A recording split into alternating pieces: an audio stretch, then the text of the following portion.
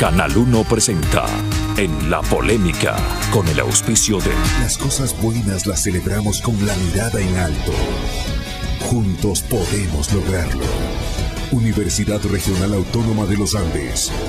Uniandes, a la altura de tus sueños.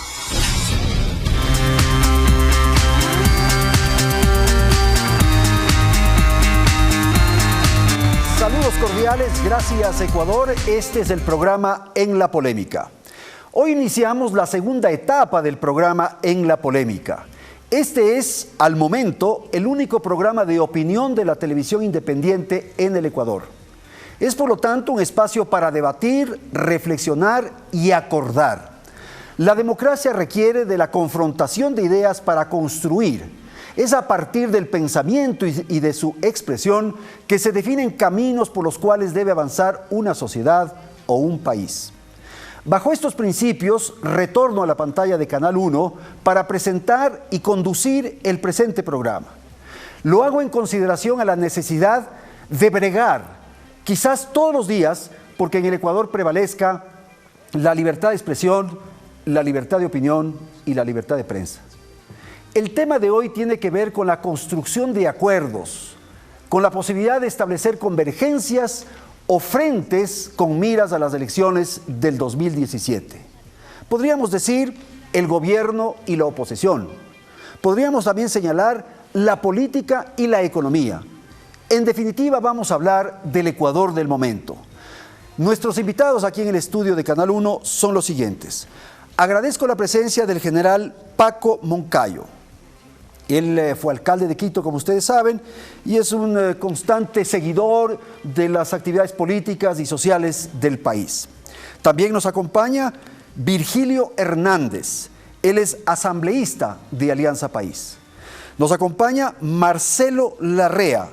Él es militante del movimiento Democracia Sí. Y agradezco la participación de Fausto Cayambe, asambleísta de Alianza País. Gracias entonces a los caballeros, a los señores que están ahora mismo en este estudio.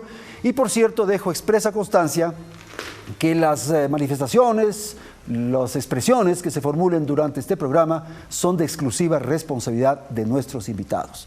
Vamos a empezar y quiero dar la palabra a Marcelo Larrea.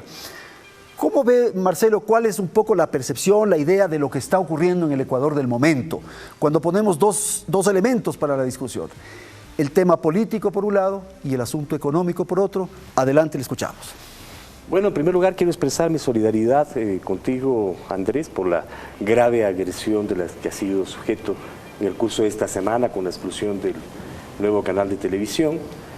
Esto es una agresión evidentemente al derecho al trabajo, al derecho a la libertad de expresión y al proceso de democratización de la comunicación que el pueblo ecuatoriano ha venido demandando a lo largo del tiempo. Muchas gracias. No puede haber exclusión de ninguna naturaleza, ni la interferencia del poder político en los medios de comunicación, porque implica naturalmente sesgar el comportamiento y bloquear el derecho legítimo a la libertad de comunicación. Pero también quiero empezar haciendo una expresión de solidaridad con el general Paco Moncayo y con todos los afiliados al Instituto de Seguridad Social de las Fuerzas Armadas. La decisión del presidente Correa de tomar por asalto los recursos del ISFA en la negociación con el Ministerio de Ambiente es una decisión de carácter dictatorial que ofende a los beneficiarios del sistema de seguridad de las Fuerzas Armadas y que le pone al país frente a una disyuntiva muy grave. Un presidente de la República no puede actuar como propietario privado del país. Si había algún inconveniente en el proceso debe haberse tramitado legalmente y oportunamente, y si hubo responsabilidades en el pago de un sobreprecio en la adquisición de aquella propiedad, debió haberse establecido los responsables y sancionarles a los responsables y no a los afiliados de la Seguridad Social de las Fuerzas Armadas. Marcelo, es preciso entonces en este momento salirnos un momentito de la pregunta inicial para pedir la apreciación sobre este tema del ISFA. Por favor, Virgilio, ¿cuál es su consideración, si está en amable? Sí, a ver, un gusto en primer lugar. Gracias, poder sí. participar en este panel y poder expresar también algunos puntos de vista. ¿Qué es lo importante que hay que señalar? Que todos, y esto es básico en una democracia, todos debemos cumplir la ley, todos debemos sujetarnos a la ley. Este es un primer elemento importante.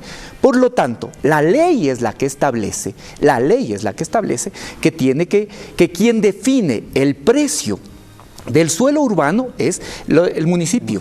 Por lo tanto, si el municipio dice que ese es el precio, no puede ser que una institución pague más del precio que determina la ley. Y no hay institución. Así esa institución pueda tener que ver con quien posee las armas en un país, que pueda ir por encima de la ley. Ese es un principio básico en la democracia. Sin ese principio no se puede entender la democracia. Por lo tanto, es absolutamente inadecuado entender que esto es un ataque a una institución o que tiene por objetivo debilitar a la seguridad social de las Fuerzas Armadas, más cuando, ahora incluso por normativa constitucional, el Estado está en la obligación de garantizar las pensiones de retiro. Esto no es más, y lo digo con claridad, que una nueva actuación de los sectores de la oposición que pretenden irresponsablemente buscar un punto de conflicto donde únicamente se está cumpliendo la ley. General. Bueno, miren, esto es tan claro, tan sencillo. El ISPA es un instituto de seguridad con personería jurídica, autonomía y patrimonio propio. No es una dependencia del Estado. Los fondos con los que se compró esos terrenos y los que ingresaron por la venta son del Fondo de Pensiones del ISPA. El rato que entraron al ISPA ya son del ISPA. Son del ISPA. Ya. Por otra parte, desde el 2010 hasta ahora, decenas de miles de contratos de compra y venta se han hecho en el Ecuador. Y cuando usted compra una casa, un departamento, no le dice, tráigame el avalúo municipal. Los avalúos municipales siempre van mucho más atrás de los avalúos comerciales, porque los avalúos comerciales no obedecen a órdenes superiores, sino a las leyes de mercado.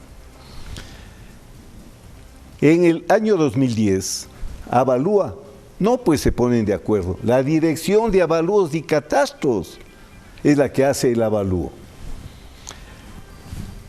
Virgilio sabe muy bien, porque ha trabajado en los temas municipales. Usted puede tener ahora un terreno que vale 10, pero si una ordenanza cambia el uso de suelos y que era un terreno comercial se convierte en parque o en área de reserva, cae pues del avalúo a casi cero. Entonces aplicar un avalúo posterior de cuando se hizo la negociación. Y por último, como he dicho antes, el señor presidente es el comandante, dice, en jefe de las Fuerzas Armadas. Y aquí no discuto con nadie, no. Si es el comandante en jefe, debe proteger a sus comandados. Principio elemental de liderazgo. El señor ministro de Defensa es presidente del ISPA. Y no nos puede salir a decir, es un problema entre el ISPA y el ministerio, el ministro no tiene nada que ver en esto. Miren, aquí ha habido una gran arbitrariedad, se han burlado los procedimientos, no importa quién tenga la razón tiene que debatirse en un país con institucionalidad en las instancias correspondientes. ¿Qué he dicho yo? El señor ministro, como presidente del directorio del ISPA, lo mínimo que debió haber hecho es enviar esto a un bufete de abogados o a la propia dirección jurídica para defender los intereses del ISPA jurídicamente, porque aquí no son ni los que tienen las armas, ni tampoco del que tiene el poder, que tienen que definir desde estas ópticas lo que es justo, lo que es legal y lo que es correcto. Un saludo a Paco, como también a Virgilio, a Marcelo. Decirles que antes de entrar en el tema quiero plantear algunas ideas pensando en el país. Desde nuestro punto de vista hay un país en marcha, hay un país que no se ha paralizado, hay un país que está enfrentando una compleja situación económica, pero con varias alternativas sin paquetazos al pueblo ecuatoriano. Tenemos en la parte política una oposición, yo diría, insensible, a veces desconectada con la realidad, a veces desconectada con los tiempos, y yo avisoro una contienda electoral ideológica, pese que hay algunos sectores que quieren vaciar la política de ideología, pero yo avisoro que en febrero nos vamos a enfrentar la izquierda progresista de Alianza País y la derecha. Ese es el panorama económico y político que creemos que es necesario analizar. Sobre el tema de este problema coyuntural, miren, La Constitución es clarísima ahora porque ya las enmiendas son principios constitucionales. Aquí todos los ecuatorianos, los afiliados en el seguro general obligatorio como también en los seguros especiales, tanto la policía y militares, está asegurado su pensión jubilar. ¿Qué es lo que se ha planteado en este momento? De los cerca de 200 millones, no sé si Virgilio, que está previsto para entregar al ISFA y al SPOL, ha dicho, vea, de esos 200 millones, el Estado ecuatoriano recupera los 38 millones. Y no es que estamos diciendo vamos a quebrar el ISFA, lo que estamos planteando aquí, cumplamos la ley, cumplamos lo que dispone la institucionalidad. No es que el gobierno ha dicho el procurador que tiene carácter vinculante. Todos hemos trabajado en la administración pública, sabemos qué carácter tiene el informe del Procurador General del Estado, es vinculante, porque también usted no puede hacerse loco en el servicio público. Usted tiene, si es servidor público, 7 años, puede venir a la Contraloría antes de que cumpla 7 años y vea, usted no hizo esto, no cumplió la ley y por lo tanto tiene responsabilidad administrativa, inclusive presunción penal. En esa medida yo creo que es importante mandar un mensaje bien claro, como ya decía Virgilio, no generemos miedos, fantasmas donde no hay. Todos los militares, los que ahora reciben la pensión, sea con el ISFA o sea con el presupuesto del Estado, el Estado ecuatoriano les garantiza su pensión jubilar. Vean, ahora está dando cerca del 60% el Estado. Si mañana les toca el 70%, el Estado tiene que poner el 70%. El general sabe que en ninguna parte del mundo un sistema de seguridad social para la policía o para los militares es sustentable. Por lo tanto, siempre vamos a necesitar la participación ciudadana. Entonces, yo no creo que hay que discutir los 38 millones, sino creo, si discutamos entonces cómo podemos garantizar a largo plazo la pensión jubilar para los militares y policías, ahora que es principio constitucional, gracias a las enmiendas que aprobamos el 3 de diciembre. No, es un punto muy sencillo. Lo que estamos es difiriendo la crisis para que no nos caiga en nuestro periodo de gobierno. Igual cuando se le retira el 40% que aportaba el Estado al fondo de pensiones. Igual cuando se desconoce la deuda de salud con el IES.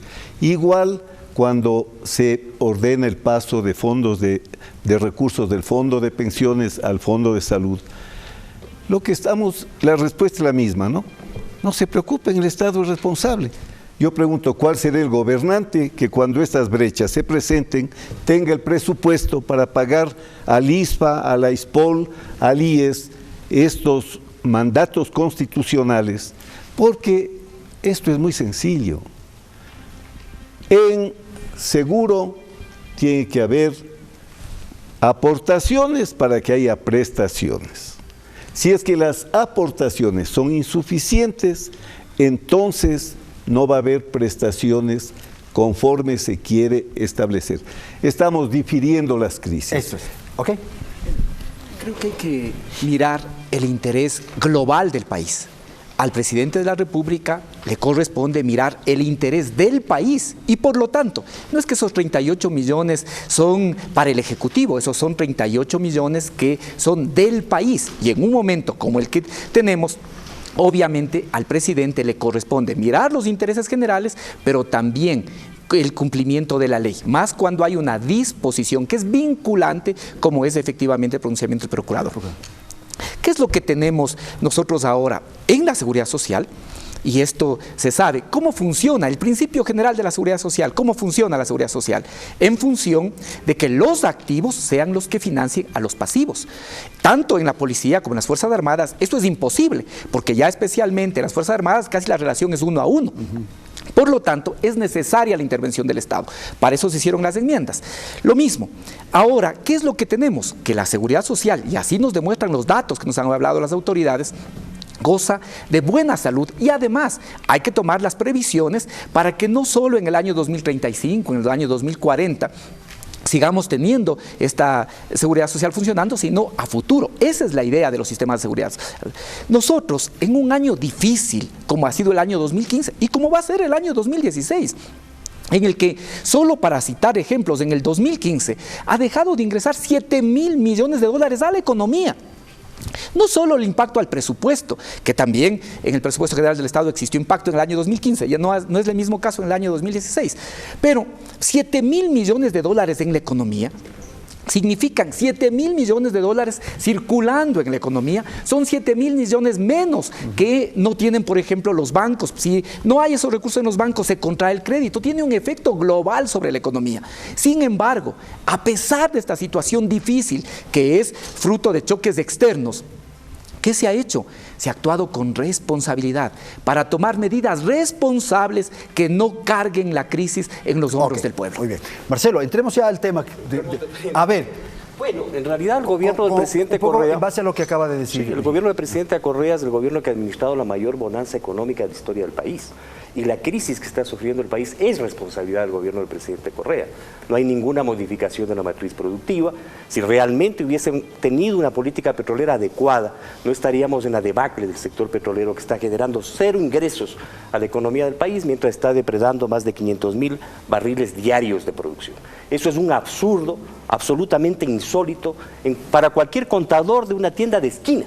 No para un presidente que se jacta de ser gran economista y que nos ofrece permanentemente sus 40 o 482 títulos de doctorado honoris causa. El sector petrolero está en la mayor crisis de toda la historia del país. Pero eso obedece a un problema internacional. La baja de los precios del petróleo no son gracias al modelo de contratación petrolera introducido por el presidente Correa, que protege los intereses de las compañías extranjeras y no los de la nación. Y finalmente, para enfrentar esta crisis, comete realmente una gravísima lesión al Estado ecuatoriano cuando entrega el campo Auca a Schlumberger, garantizándole un precio mínimo de $26 del barril del petróleo. Entonces, lo que tenemos es una profunda crisis que tiene responsables, y esos responsables son el presidente Correa y sus seguidores de Alianza País. Fausto. Vamos entrando en materia económica. Yo quiero plantear un ejemplo. Hace 15 días estuve participando en el foro Asia-Pacífico. Estuvimos parlamentarios de 113 países del mundo en Vancouver, Canadá. Y los senadores de Canadá decían, vean, aquí hay un problema económico del mundo. Nosotros tuvimos que devaluar nuestra moneda.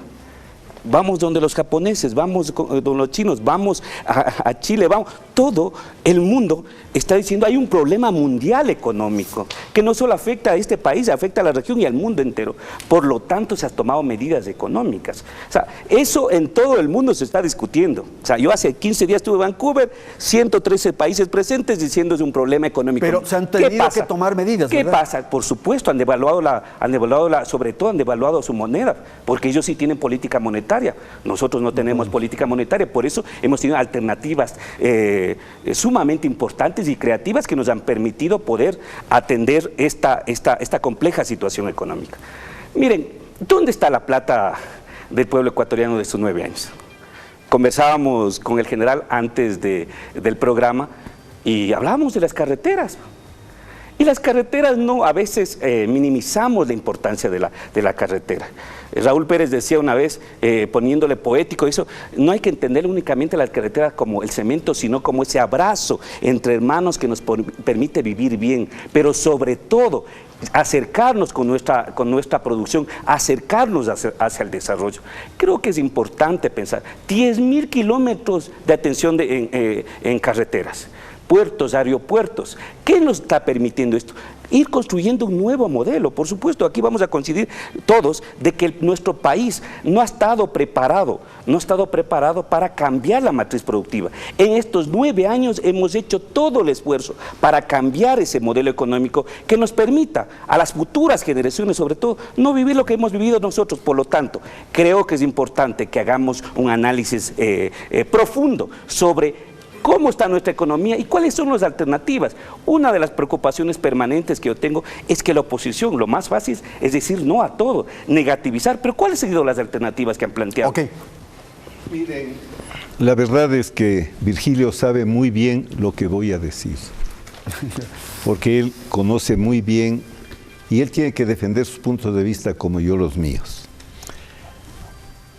La crisis que estamos soportando es un proceso y un fenómeno que se sabe que va a pasar. Yo en mis clases de geopolítica en la universidad, con mis alumnos debatíamos lo que se venía, la caída de los precios del petróleo. Entonces, en los años 70 pasó lo mismo. Había los precios del petróleo, los petrodólares entraron a la economía global, las instituciones financieras andaban buscando dictadores y presidentes que cojan la plata para que hagan. Los años 80, años perdidos, la década perdida para América Latina. El 2008-2009, nueva crisis, cae el petróleo. Pero el presidente tenía 3.200, 3.300 millones de dólares que ahorraron los gobiernos anteriores. Y eso le permite salir de esa crisis bastante bien al país. Lo que pasa es que la nueva crisis, que era evidente que se iba a producir, nos coge sin ahorros y en una situación desesperada, con gastos excesivos, a punto de que ya no se puede enviar los recursos a los gobiernos autónomos descentralizados, a punto que ya no hay para sueldos. Estos son hechos objetivos, Ahora, miren, cualquier economista y los ignorantes de economía sabemos que nadie puede gastar más de lo que puede producir. Claro. El modelo económico para lograr crecimiento de este gobierno ha sido fatídico. Se ha metido plata en la economía en exceso, tanto por el incremento del aparato del Estado como por una obra pública no planificada racionalmente. Bueno, decir planificar, ya estamos diciendo racionalidad. Entonces, si un gobierno mete en la economía tanto dinero, ¿qué se produce? Primero, lo que ya nos pasa, en dólares nos hemos encarecido muchísimo más que los propios Estados Unidos. ¿Qué más pasa? Que se incrementa la demanda, pues, pero si eso es elemental. Claro, creamos una sociedad de consumo y no de producción. Claro, y el aparato productivo nacional no está en condiciones de responder a esa demanda. ¿Qué hacemos? Tenemos que importar. Balanza comercial al piso. La balanza comercial del Ecuador sobrevivía por la balanza positiva petrolera. El rato que usted le quita ese superávit en la balanza petrolera, lo que va a ver es que se va la balanza comercial al piso. Por supuesto que tiene que ver la crisis mundial, pues. Pero un gran estadista sabe manejar las crisis, sabe prevenir las crisis, y no cuando llega la crisis lamentarse y echarle la culpa a todo el mundo, menos a las decisiones que él mismo ha tomado. Tengo que ir a un corte comercial, vamos a volver en un instante y le doy la palabra sin duda a Virgilio para que responda este criterio, este comentario del general Paco Moncayo. En un instante retornamos.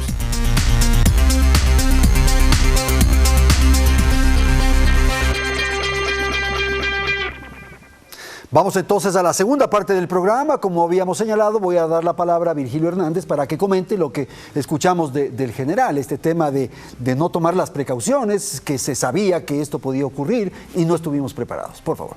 A ver, yo en primer lugar quiero empezar reconociendo un acuerdo con el general. Un gran estadista sabe manejar las crisis. Y yo creo que efectivamente el presidente Correa ha demostrado que es un gran estadista en cómo hemos logrado manejar el año 2015, que ya varios sectores de oposición auguraban que iba a ser un año fatal. Y lo mismo, que el 2016 íbamos a estar colapsados. Sin embargo, se ha logrado manejar un año difícil, sin tomar medidas que carguen la crisis sobre los hombros del pueblo. Solo el aumento de un punto en el IVA habría significado 700 millones más para la economía ecuatoriana. 2 puntos, 1.400. Y el Ecuador es de los 3 países de América Latina que más bajo tiene el IVA. Sin embargo, eso no se ha topado. Se han buscado otras medidas. Se buscó, por ejemplo, el tema de las salvaguardias, que entre otras cosas buscaba proteger la producción nacional, proteger el empleo, al mismo tiempo evitar que salgan dólares de la economía. Se pensó en la remisión de intereses.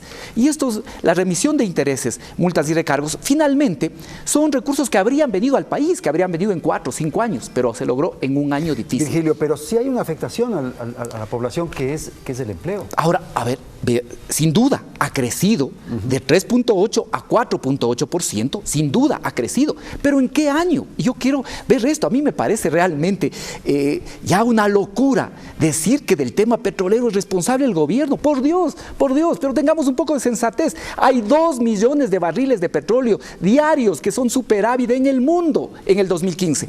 En este año está pronosticado que habrá 1 millón de barriles diarios de petróleo en exceso en el mundo. Además, ¿qué otros datos? Irán. El acuerdo con Irán significa que Irán va a tener también más petróleo en el mundo.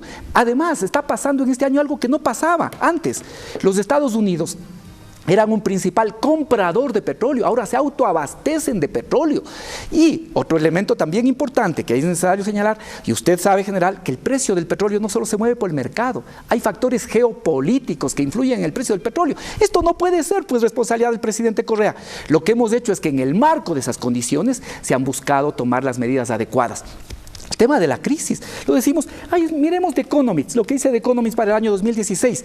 Ninguno de los países, ni los de Estados Unidos, que anunció que el 2015 iba a ser el año del despegue, ha logrado un crecimiento mayor al 2%. Veamos lo que ha pasado con los países europeos. Ahí está el caso de Grecia, de crecimiento negativo.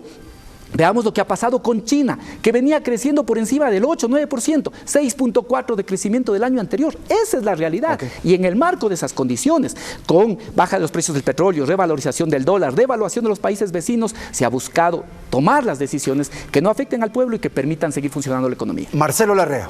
Bueno, sería importante empezar por el tema de los precios del petróleo. Es evidente que el peso del Ecuador en la economía petrolera mundial es marginal y que no va a decidir si el precio es alto o bajo. Lo que cuestionamos es la política petrolera de 9 años del gobierno del presidente Correa, que ya van a ser 10. Hemos venido luchando durante décadas por la desprimarización del sector petrolero. El Ecuador debe refinar su petróleo y pasar a exportar derivados. El gobierno del presidente Correa tomó 2 iniciativas: la refinería del Aromo, que lamentablemente carece de todo sentido. Entonces se han invertido 1.200 millones de dólares para construir una planicie y no hay la refinería. Una refinería además ubicada en un territorio que no tiene sentido, que tendría sentido cuando empecemos a producir el petróleo que existe en la provincia de Manabí. La repotenciación de la refinería de Esmeraldas, que empezó costando, si no me equivoco, 120 millones y ahora terminó costando 1.200 millones para procesar un petróleo que nosotros no producimos. Un sistema de contratación petrolera que protege a las empresas privadas y no al Estado ecuatoriano. Fausto Cayambe pedía medidas alternativas. ¿Cuándo? Fechas, señor presidente Correa. ¿Cuándo vamos a poner fin a los fatídicos contratos de prestación de servicios y establecer un modelo de contratación que proteja el interés de la nación? No es permisible que sigamos explotando petróleo sin que genere ingresos al Estado ecuatoriano. ¿Cuándo ustedes como asambleístas inician el proceso de fiscalización de la refinería del Aromo y de la refinería de Esmeraldas? ¿Cuándo? Pongamos fechas. Ahí hay bases evidentes para un acuerdo con la nación entera, porque no es el problema de acuerdos entre tendencias y dirigentes políticos, son necesidades de la nación las que estamos enfrentando. El tema de las carreteras es un tema muy sensible. El precio de un kilómetro de carretera en Europa, el precio promedio del kilómetro de carretera en Europa es de $178.000. ¿Cuál es el precio de la construcción de carretera en el Ecuador? La carretera Collas del aeropuerto de Tababela estuvo sobre los $16 millones. O sea que por un kilómetro en Collas, en Europa se construyen 90 kilómetros de carretera. Es hora de que los asambleístas y la Asamblea Nacional abandonen la lógica de la sumisión e inicien la fiscalización y díganos al país, esto cuesta esto por esto. Pero evidentemente este tipo de gestión de la economía del país no es una gestión exitosa. Después de un gran boom económico como el que hemos tenido, si ese boom se hubiese invertido en la producción del país, si se hubiese alentado la producción agraria, la producción industrial, si hubiese desprimarizado el sector petrolero, tendríamos una economía significativamente distinta y el país estaría marchando airoso frente a las adversidades que no controla, como el precio del petróleo o la revalorización del dólar. Asambleísta Cayambe. Nosotros vamos a seguir sosteniendo nuestro modelo económico. Creemos que la inversión del Estado ecuatoriano y sobre todo garantizar derechos fundamentales como la educación, la salud, la seguridad ciudadana, la seguridad social, vivienda, agua y empleo son derechos que todos los ecuatorianos tenemos que tener, por lo tanto vamos a seguir tomando decisiones en esa medida. Cueste lo que nos cueste, porque creemos nosotros fundamental en una patria, en una sociedad con justicia social. En esa medida creo que es importante que vayamos nosotros pensando en este momento 2016, pero también en el futuro. Por eso nosotros en el 2030, ¿qué queremos? ¿Qué país queremos tener? En 2030 queremos ser un país que deje de depender únicamente del petróleo, de las flores, del camarón. Queremos un país que venda conocimiento, que venda servicios, un país con un talento humano acorde a los estándares mundiales. Queremos un país que dependa del turismo, por supuesto. Vea, el promedio en el mundo para que se sustente una economía sobre la base del turismo es del 9.46%. Nosotros, haciendo toda la inversión que hemos hecho, hemos alcanzado el 5.26. Miren, todavía nos falta 4 puntos para llegar que nuestra economía tenga ese estándar mundial. Esa es lo que nosotros estamos apostando. Esa es la propuesta que nosotros estamos planteando. 2030 queremos que los ecuatorianos que hoy estamos viviendo, las nuevas generaciones, no dependan de esta producción primaria, sino podamos ser un país competitivo, seamos un país referente y sobre todo se sustente en la economía, en la inteligencia, en el servicio. Claro, los objetivos son iguales. Queremos un país que abandone su matriz primario exportadora. Sabemos que tenemos una gran riqueza minera que puede aportar también, pero hasta ahora nos hemos comido todos los productos que nos ha dado la tierra, la geografía, y vuelvan a ver la balanza comercial y vean lo que es la economía ecuatoriana. No producimos nada, nos quitan el petróleo y nos desnudan. Eso es lo que somos, esto es lo que hay que cambiar. Claro, Keynes decía que en el largo plazo todos vamos a estar muertos, pero hay que trabajar para el largo plazo. A mi juicio, una de las fallas más graves de este gobierno ha sido el voluntarismo sobre la planificación. Hemos hablado tanto, el Estado tiene que ser rector de las políticas públicas, el desarrollo tiene que ser planificado, pero lo que hemos visto es aquí una conducción caprichosa y politiquera en búsqueda no de ese desarrollo que hablamos, sino de gran popularidad para el líder. Hechos concretos. Yo podría, pues, en la transitoriedad de un mandato, hágame 1000 hospitales del siglo XXI. ¿Y qué pasa si después no hay para enfermeras, no hay para médicos, no hay para aspirinas? Ya ha pasado esto. Miren, hechos concretos. Virgilio, cuando se cambió la ley petrolera, haciendo cosas gravísimas. Gravísimas como que suspendieron la fiscalización interna cuando a la Dirección General de Hidrocarburos le pusieron un representante del presidente, un representante del presidente y otro representante del presidente. O sea, los que tenían que planificar, evaluar, fiscalizar eran igual que son las de empresas públicas, ¿no? Que eso no es democracia. Un representante del presidente, otro del presidente y otro del presidente. Por otra parte, Virgilio, pero se hizo ver cómo aprobaron un presupuesto con $80 del barril, por favor. ¿Sobre qué base técnica? ¿Sobre qué proyecciones? ¿Sobre qué escenarios? ¿Qué ha estado haciendo las Emplades en todo este tiempo? Y ahora vuelve a repetirse el tema. Presupuesto con $35 y precio que va a estar alrededor de los 20. Ahora me van a decir a mí, claro, esto no es un problema que se pueda prever, no. La planificación es para eso, se trabaja con escenarios, inclusive escenarios pesimistas, y hay que estar preparado para esos escenarios, para enfrentar esos escenarios. ¿Cómo es posible que con petróleo de $80? No, Virgilio, no es que es una necesidad de financiamiento, es un hueco financiero. Si yo con petróleo de $80 del barril, digo que tengo 7.000 millones de necesidad de financiamiento, ese es un hueco que hay que llenar. ¿Cómo se llena? Con deuda.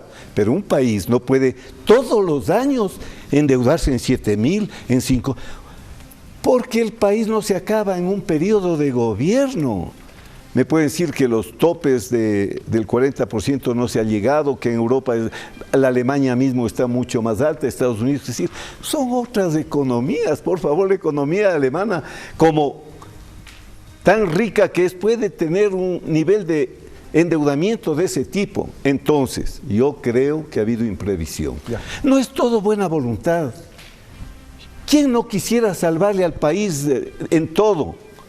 Pero la planificación, la conducción planificada, nos evitaría caer en pozos de crisis. Ahora sí, Virgilio. A ver, en primer lugar, yo creo que al país le consta que el tema de la renegociación petrolera permitió permitió, en el momento que precisamente los precios del petróleo estaban altos, que el Ecuador se beneficie de su recurso. Y en este momento el riesgo no está en el Estado, está en las empresas. Sí, obviamente, si el precio del petróleo sube, las empresas tendrán que cobrar el valor que está estipulado. Pero en este momento el riesgo está en las empresas, primera cosa. Segundo, que también es importante decir, no nosotros, no dice las Emplades, ni siquiera la CEPAL. Aunque es importante, recomiendo el estudio de la CEPAL 2015. ¿Qué dice la CEPAL? La CEPAL dice que lo que hemos vivido del 2012 al 2015 es equivalente a los 3 años que vivió el mundo en la década de los 30, en la Gran Depresión. ¿Qué es equivalente? Que los precios de las materias primas se han deteriorado, primero los productos agrícolas, luego los mineros, ahora los hidrocarburíferos, se han deteriorado en un porcentaje que va del 25%, del 14%, comparable, solo una cosa más o menos comparable a lo que pasó el siglo anterior en la década del 30. Por lo tanto, decir que esto es un tema del manejo o que más bien ha existido improvisación, creo que es no mirar la realidad. El Boston Consulting Group, ¿qué dice?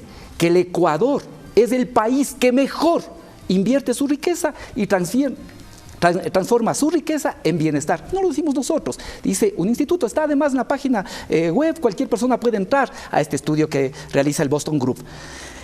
Pensar que el cambio de la matriz productiva es una cuestión de 10 años, Marcelo, realmente me parece que eso es hablar sin mirar el país en la historia. Veamos lo que fue el sudeste asiático, veamos cómo logró el desarrollo industrial, y esos países no tienen petróleo, así es que no es que tampoco hay que colocar las refinerías donde hay petróleo, eso también es una locura. Esos países no tienen petróleo. ¿Cómo lograron el desarrollo? A través de una activa acción estatal que en muchos casos llegó a financiar, a subsidiar hasta que la industria coreana, por ejemplo, sea rentable. De tal manera que estamos dando pasos, todo lo que se ha realizado son pasos para el cambio de la matriz productiva. Mientras el Ecuador sea un país primario, exportador, siempre estará sujeto a los embates del mercado mundial. Y solo una cosa final con esto respecto a lo que decía el general. Decir, general, que se ha hecho una planificación, que ha habido improvisación, usted sabe, usted más que nadie sabe que las obras que se han realizado estaban planificadas hace 40 años. ¿Por qué no se construían las centrales hidroeléctricas? Porque esto significaba ganancias para determinados grupos de poder que traficaban con las necesidades del país. Esto es lo que se ha cambiado. Y en esto ha sido pasos fundamentales, no para este gobierno, para el Ecuador. Ok. Marcelo. Bueno, fundamentalmente cuando criticamos esta política petrolera lo hacemos en función de que no hay ninguna modificación de la matriz productiva. Han pasado 9 años de un gran boom petrolero, hemos acumulado una gigantesca deuda externa y lejos de que tengamos refinerías y modifiquemos nuestra relación con la economía mundial, seguimos con la economía primaria. Si esto ha ocurrido en un sector donde se han destinado miles de millones de dólares a la inversión, el caso de la refinería del Aromo, el caso de la refinería de Esmeraldas, ¿qué ha ocurrido en los otros sectores? En los otros sectores seguimos con una economía primaria, seguimos exportando el mismo banano de antes, no procesamos el banano, no sacamos ningún otro producto del banano cuando hay una infinidad de posibilidades, tampoco procesamos el cacao, hay algunas iniciativas ciertamente para empezar a producir chocolate que son muy positivas, pero no tenemos una ofensiva para la construcción real de una vigorosa economía del país que garantice el bienestar y las mejores condiciones de vida de la población. ¿Qué fue lo que se creó? Se creó una sociedad de consumo y no de producción. Una sociedad de derroche, diríamos. Bueno. El caso del IES, por ejemplo, es patético. No se trata, la eliminación del 40% de los aportes del Estado obligatorios a la seguridad social, lo que hacen es desequilibrar las reservas actuariales del IES. Ese aporte no está definido arbitrariamente. No se puede juzgar la economía del IES desde el punto de vista de un seguro de simple reparto, como juzga el presidente Correa. Como hay superávit, entonces hay que gastarse el superávit. El superávit existe porque son las reservas del IES para pagar las pensiones a 10, 20, 30, 40 años a futuro. Si no existiese superávit, los afiliados a la seguridad social no tendrían ninguna garantía de que van a percibir esas pensiones. La responsabilidad del Estado, supuestamente asumida sobre el tema, queda desdicha cuando se niegan a pagar la deuda acumulada por el Estado para la atención de las enfermedades catastróficas y para la atención de los jubilados que sufren de enfermedades. Esto no fortalece los derechos sociales, todo lo contrario. La seguridad social ecuatoriana, que estructuralmente es un modelo que deberían seguir muchos países en el mundo, enfrenta ahora la mayor crisis de su historia. Esa es la realidad. Si no, pregúntenles a los afiliados que tienen problemas para la atención de salud, y pregúntenles al señor Alexis Mera, que quiere disminuir las pensiones de los jubilados. Ese es otro tema, pero lo que veníamos tratando, a ver. Pero me parece sumamente importante. Antes yo creo que se habla mucho de seguridad social y ahí creo que no estamos teniendo la información adecuada. Pero antes yo creo que aquí está la gran diferencia de los modelos. Nosotros estamos planteando un modelo económico que tiene rostro social. Mira, un solo indicador que nos puede decir lo que ha pasado. ¿Cuántos niños de la calle, trabajadores, guaguas trabajando en la calle había antes del 2007? 1.150.000. El 12% de total de los niños del Ecuador estaba en la calle, callequizado, trabajando. Hoy hemos reducido. Todavía nos falta. Hemos reducido 7 puntos, nos falta el 5%.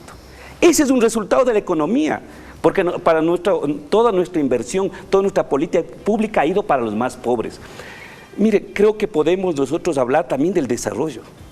Este desarrollo que hemos planteado es el buen vivir. Pero ¿qué es lo que hemos hecho nosotros primero? Recuperar el Estado, atender las necesidades materiales para solventar estos derechos fundamentales. Todavía nos falta cultivar la mente, todavía nos falta construir una sociedad con virtudes, esa sociedad con equidad, con justicia, todavía nos falta. Reconocemos eso, pero esa es la apuesta que tenemos. En seguridad social me parece sumamente importante decirle, mire, ¿por qué tomamos esta decisión? Primero, eso era ley, era letra muerta, nadie cumplía. León Febres Cordero fue el único que hizo los cálculos, hizo 16 decretos, no pagó nada del 40%. Vinieron todos los gobiernos, hasta que en el 2008 este gobierno pagó 3.800 millones de dólares. Más 5.000 que le venía dando por ese porcentaje, nos permitió tener la banca pública, que nos permite una rentabilidad del 8.23. Segunda cosa que no dice nadie, antes de este gobierno había 1.500.000 afiliados, hoy tenemos 3.526 afiliados, pero 3.526.000 afiliados. Esa es los nuevos. Ese es el problema, justamente. No, mire, eso es lo que nosotros han planteado. Todos los estudios de seguridad social dicen, en este momento tiene que afiliarse la gente, porque el Ecuador hoy tiene una población mayor de 65 del 6%. En el 2050 va a subir al 16%. Por eso necesitamos que todos los ecuatorianos se afilien. Miren, yo voté por la Ley de Justicia Laboral y Seguridad Social para las amas de casa. Hoy, 123.000 amas de casa que estaban olvidadas, que estaban envejeciendo sin derechos, sin valorar su trabajo, están afiliados. Estoy seguro, después de 20 años, van a tener una pensión jubilar y no depender del marido, del hijo bueno. A ver, Marcelo. Esas son las acciones que estamos haciendo. Miren, otro elemento. Tenemos, por supuesto, un banco con 16.000 millones en carteras de inversión. Antes, esa plata, ¿dónde iba, Andrés? Al Banco Central. ¿Y sabe qué? ¿Quién cobraba por estar cuidando esa plata? La Asociación de Empleados, ¿o no, general? El 2% por cuidar la plata de los afiliados, de los jubilados, cobraba la asociación. Y mandamos la plata al exterior, el 0.30%. Eso le pagaba de interés. Hoy tenemos, miren, solo en vivienda estamos del 5%. Hay otros proyectos que llegan al 9%, promedio 8.26%. ¿Y a dónde va esa plata? Va al IES, va a todos los afiliados y jubilados. Por eso nosotros tomamos una decisión bien estudiada. ¿Qué dicen los analistas de seguridad social? Que cada 20 años hay que ir cambiando las reglas de seguridad social. Nosotros tomamos una decisión con la Ley de Justicia Laboral pensando en 30 años. Después de 3 generaciones, tienen que tomar otras decisiones también, ¿sí? Sobre todo frente al tema de la salud, yo también soy crítico. Marcelo. Bueno, la eliminación del 40% de los aportes obligatorios del Estado significa que las reservas actuariales del IES terminan en 8 años y tal vez en 5. Y que en consecuencia no van a tener posibilidades. A ver, sí. Claro, eso es mentira. Con todo gusto. Un estudio actuarial que me diga que eso es mentira. ¿Cómo no? Yo puedo venir trayendo todos los papeles, los estudios que nos dicen que eso es mentira. Que no va a ocurrir. Miren, ¿qué nos dijeron cuando aprobamos el 19 de abril la Ley de Justicia Laboral? que en mayo ya no pagaban pensiones jubiladas. No, Dígame, eso es un mentira. jubilado Eso es mentira. que no les hemos pagado. En 5 años, el desequilibrio en las reservas actuariales del sistema de seguridad social va a poner en grave riesgo el pago de las pensiones. Andrés, en a 5 los años afiliados de la vamos a ver. Vamos a ver en 5 años. Vamos a ver. Seguir viviendo Pero y vamos a debatir. el tema de la liquidación de las reservas actuariales tiene que ver con una concepción que es absolutamente ilógica y antitécnica. Evidentemente el Seguro Social tiene un superávit y el problema no es que tenga un superávit, el problema es que ese superávit pueda garantizar el cumplimiento de sus obligaciones a largo plazo. Es que, un Marcelo, seguro de... antes había un seguro ingresos de 1.000 millones, hoy hay ingresos de 6.000 millones de dólares. Pero hay un Además, nivel hay más otro amplio problema. también de Hay otro afiliados problema. y de... Pero miren, hoy nuestro sistema se sustenta en la solidaridad. Pero tú 7 mismo has activos dicho. financiamos a un Pero activo. mira, ¿Qué dice la mira, regla internacional? Que cuando no es sustentable un sistema de seguridad es cuando 3 activos financian un activo. Nosotros estamos sobre el riesgo promedio de los analistas internacionales. Eso comprobemos. Ok. Vamos, comprobemos A ver, eso. rapidito, Marcelo, para En terminar. relación a este tema no hay discusión. Nosotros mientras más activos tengamos y menos pasivos tengamos es mucho mejor. Pero hay que financiar los seguros. Carece de sentido la creación de seguros que no tiene financiamiento porque implica cargar el peso del financiamiento a la estabilidad del seguro general. Ok. Como cual ¿Cuál? no tiene sentido. ¿Como cuál? ¿El de las damas de Como casa? el caso de las damas de casa. No, hay un Todos aporte de estamos la acuerdo, casa. Todos estamos de Mira, acuerdo Marcelo. con que las damas de casa tengan la seguridad Oye, social. Marcelo, yo te Pero ese conocí seguro un social hombre tiene que- progresista, ese pero me seguro está social negando. tiene que estar financiado. Por supuesto, el problema va de no es, 2 hasta 39. El problema no es que las damas de casa tengan el derecho a la seguridad social. Ese es un Pero las paso damas de casa adelante en están la aportando. recuperación del país. Veo que pero el bueno. aporte es insuficiente No, para el está- financiamiento hay un de la análisis. pensión. Ahí terminemos eso, por favor, porque tengo 2 minutitos para cada uno. Ya, Marcelo, Marcelo, ya, ese tema, ese capítulo lo terminamos. Ya, Virgilio, Le están negando el derecho a los 3 millones de afiliados de la seguridad social Ya a tener un mañana sistema vamos a- estable, Vamos a hacer seguro, que pelear confiable los dos y de para alta que nos calidad. den. pero Es se puso diferente. bueno esto ya. Los A trabajadores ver, autónomos, cuando hagamos el seguro social para los trabajadores, por esos miles de ecuatorianos que trabajan en la calle y en la plaza, ok, vamos a tener una listos, ahí posición terminamos. así. No, Virgilio, hay que financiar A ver, Marcelo, esos seguros. ya. El seguro tiene que ser universal, Virgilio pero tiene que ser y general, financiado. 2 minutitos rapidito, ustedes, por favor. Estas son efectivamente distintas perspectivas. Hay personas que piensan que esto es una medida demagógica y equivocada. Para nosotros garantizar derechos es fundamental como avance de la sociedad democrática. Eso es muy claro. Así como garantizamos la pensión y la posibilidad de que las amas de casa se jubilen, así lo vamos a hacer de los trabajadores autónomos. Esa es nuestra obligación. Por eso nosotros decimos, todas las cosas que se han avanzado son un gran paso para el país. Cuando miramos hacia atrás decimos se ha hecho bastante, pero cuando miramos hacia adelante decimos todavía nos queda muchísimo por hacer. Por eso tenemos la obligación en el 2017 de presentarle al país una opción que pueda ganar las elecciones, que pueda además poder continuar con la de la revolución ciudadana y también profundizar esa revolución ciudadana. Esa es nuestra obligación. Ok, perfecto. Sí, bueno, yo debo decir que en los fines estamos de acuerdo, siempre hemos estado de acuerdo, pero la gestión del Estado no es solamente querer alcanzar metas cuando no están sustentadas. Voy a decir con una frase bien simple a que me entienda todo el mundo. Si yo gano 2.000, por más que quiera darles a mis hijos que estudien en Boston, no se puede solo desarrollar prestaciones si no se está en capacidad de financiarlas. No se puede crecer el aparato del Estado si no se está en capacidad de financiarlo, pero de una manera sostenible. Ahora, hay cosas muy buenas que se han hecho. Tampoco vamos a ver aquí al país en blanco y negro. Muchas, insisto, han sido quizás fruto de una intención de saltar en el tiempo, pero así no suceden las cosas. Si queremos vivir como alemanes, tenemos que tener una economía tan solvente como la alemana. Entonces, si yo digo, qué lindo, todos los hijos, la esposa o esposo del afiliado, derecho a la salud, en un sistema de salud que ya está saturado. Además, en temas previsionales, si no hay aportación, no hay prestación.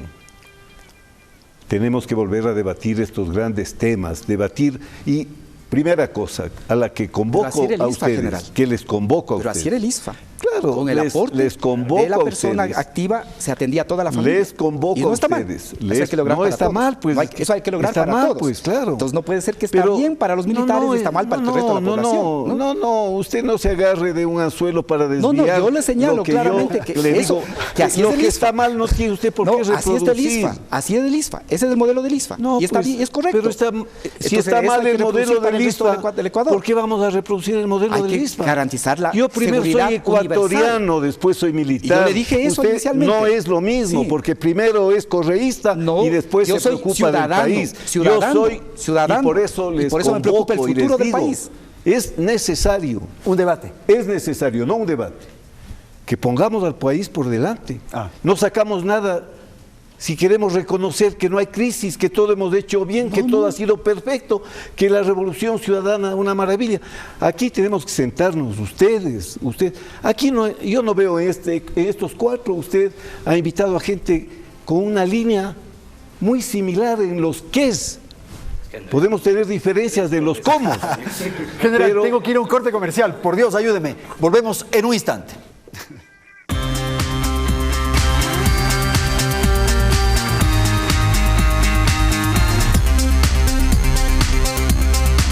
Bien, vamos al segmento final del programa. Voy a pedir a nuestros panelistas que hagan una apreciación a sí mismo final como, para concluir, como para dar un cierre a este debate. Por favor, Marcelo. El país requiere un proceso de fiscalización. Durante 9 años no hemos tenido fiscalización, hay cuentas pendientes que resolver, el tema de las carreteras, el tema de la deuda externa, el tema de las inversiones en la refinería del Aromo, en la refinería de Esmeraldas y un sinnúmero de temas adicionales. Hay una deuda de la Asamblea Nacional y de nuestros colegas panelistas por la fiscalización que debe ser cumplida cuanto antes.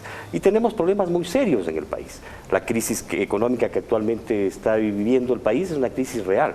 El presidente puede decir que académicamente no existe crisis, pero la crisis existe.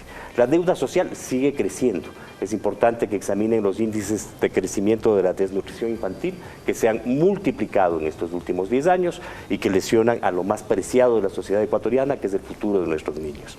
Nosotros desde Democracia Sí convocamos a la sociedad ecuatoriana a ir a construir alegría, a construir una sociedad para la vida, no una sociedad para los grandes negocios, las grandes contrataciones, los elefantes blancos que lamentablemente han caracterizado al gobierno del presidente Correa, encubiertos en la gran campaña de propaganda. Fausto, por favor. Yo digo nunca más. Hace 2 semanas, ¿no? Una semana estuvimos inaugurando la nueva maternidad de Quito, después de 67 años. Después de 30 años hay nuevos colegios. Nunca más. Yo aspiro para las nuevas generaciones contribuir, dejar un marco jurídico adecuado, contribuir en una política que no suceda esta historia. Después de 67 años se construye una maternidad, después de 30 años se construya colegios, después de 40 años se construya proyectos hidroeléctricos. Siempre ha habido los ríos. Siempre ha habido los ríos, no es que ahora han aparecido los ríos, siempre ha habido y estamos cambiando la matriz. Nosotros convocamos como Movimiento País a un gran debate, una gran discusión, 1 millón de ideas dado por los ciudadanos, por los militantes, para el programa de gobierno 2017-2021. Vamos a ganar estas elecciones porque vamos a hacer una propuesta construida ese es desde el abajo. eslogan, 1 millón de ideas. Vamos, nosotros desde el 15 de enero hasta el 15 de abril hemos convocado a los ciudadanos, a los militantes, a las convenciones de base, a las convenciones cantonales, a las convenciones provinciales y en mayo la convención nacional para nosotros, construida con la ciudadanía, presentarle un plan de gobierno 2017-2021. A eso convocamos, a construir. No solo a enfrentar el momento crítico económico, sino a construir un futuro para todos y todas. Muchísimas gracias, Fausto. Pero sin las mentiras de Karina. Ok, ahí no. Vamos, Virgilio, por favor. Yo no veo cómo se puede convocar a la alegría desde la desesperanza. En esta jornada se ha estado absolutamente errático, Marcelo, porque todos los datos que ha mencionado son los que la población en cambio reconoce. Y por eso, precisamente porque ve una oposición que no es capaz de distinguir cómo ha cambiado el país, es que sigue confiando en nosotros a pesar de los límites y los errores. Carreteras, el manejo de la deuda, la inversión en lo social, los elefantes blancos. ¿Qué son los elefantes blancos? Los hospitales, las escuelas, las obras de infraestructura, las centrales hidroeléctricas. Eso, en cambio, el país ve como que es absolutamente positivo, el haber repotenciado, efectivamente. Y ojalá podamos construir la refinería para poder avanzar en que no se venda un solo barril de petróleo sin procesar. Claro. Estos son elementos fundamentales de lo que hemos realizado. Nosotros no de ninguna manera queremos decir que ya todo está bien, que no hay nada que hacer. Todo lo contrario. Todo lo contrario, hay que seguir. El país no puede volver a la desesperanza, el país no puede volver a lo que era antes del 2007. El país tiene que seguir construyendo en el marco de las dificultades, con los límites que tenemos, pero tenemos que seguir apostando por muchas gracias, Virgilio. Ese es nuestro desafío. General Moncayo, lo más cortito posible. Lo más corto, yo creo en efecto que es necesario un diálogo, pero el diálogo de Alianza País es un diálogo autista. Se oyen entre ustedes, se debaten entre ustedes. El debate que dijeron, la socialización que dijeron sobre las enmiendas fue eso, reuniones en las que estaban todos ya de acuerdo. Cuando se va a debatir el catecismo entre todos los creyentes, ya no hay debate. Por otra parte, miren, ¿qué favor le han hecho pues al Ecuador haciendo carreteras, haciendo hospitales, haciendo escuelas? Con toda esa cantidad de dinero, lo criticable es que no lo hubiesen hecho. No nos saquen en cara unas obras que tenían el deber de hacerlas. Y no nos hablen del pasado, no nos hablen del pasado como que el pasado fuera 1999, esa crisis brutal a la que nadie quiere volver. Nadie quiere volver a ese pasado. Pero yo puedo decirles a ustedes como alcalde de Quito, yo no tengo vergüenza de haber entregado como entregué la ciudad el 2008.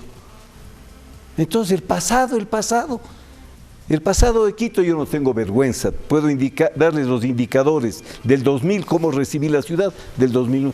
No es que aquí están inventando el agua tibia, la pólvora, seamos más humildes. Con tanta plata, si no lo hubieran hecho habría sido criticable. Que lo han hecho, qué bueno, que lo han hecho, qué bueno. Ok, Ese es otro tema de tengo debate. que ir a un corte comercial, volvemos en un instante.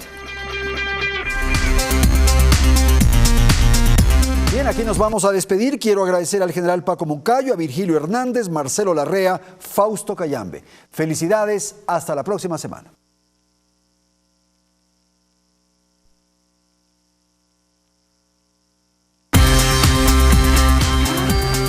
Canal 1 presentó En la Polémica, con el auspicio de... Las cosas buenas las celebramos con la mirada en alto.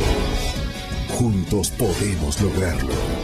Universidad Regional Autónoma de los Andes. Uniandes, a la altura de tus sueños.